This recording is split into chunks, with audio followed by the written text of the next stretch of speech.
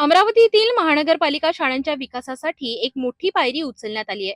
जिल्हा नियोजन समितीच्या निधीतून शहरातील 5 मनपा शाळांमध्ये नवीन वर्गखोल्या आणि भौतिक सुविधांच्या कामांचे भूमिपूजन करण्यात आले. या कामांमुळे मनपा शाळांचा दर्जा सुधारण्यासह विद्यार्थ्यांची पटसंख्या आणि शिक्षणाची गुणवत्ता वाढण्यास मदत होणार असल्याचा विश्वास आमदार सुलभा खोडके यांनी व्यक्त केला. ही विकास कामे अमरावती शहरातील महानगरपालिका शाळांमध्ये करण्यात येत आहेत.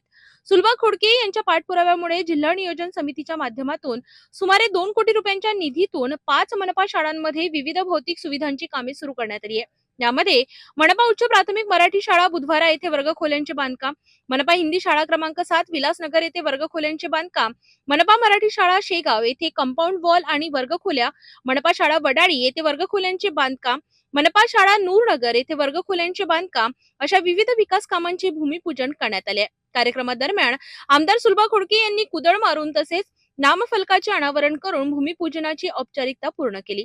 यावेळी बोलताना त्यांनी सांगितले की गरीब व आर्थिक दुर्बल घटकातील विद्यार्थ्यांना शिक्षणाच्या मुख्य प्रवाहात आणण्यासाठी महानगरपालिका शाळांनी आधुनिक सुविधा उपलब्ध करून देणे आवश्यक आहे.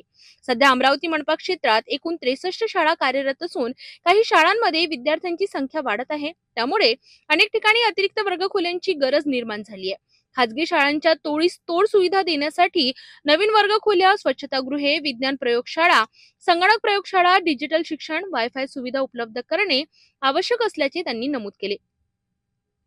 यासाठी जिल्हा नियोजन समितीमध्ये महानगरपालिका शाळांसाठी स्वतंत्र निधी मिळावा म्हणून नवीन लेखाशीर्ष तयार करण्यासाठी शासनाकडे पाठपुरावा सुरू असल्याची माहिती त्यांनी दिली. या कार्यक्रमाला आमदार संजय खोडके, मनपा शिक्षणाधिकारी तसेच अनेक नगरसेवक, शिक्षक आणि स्थानिक कार्यकर्ते मोठ्या संख्येने उपस्थित होते.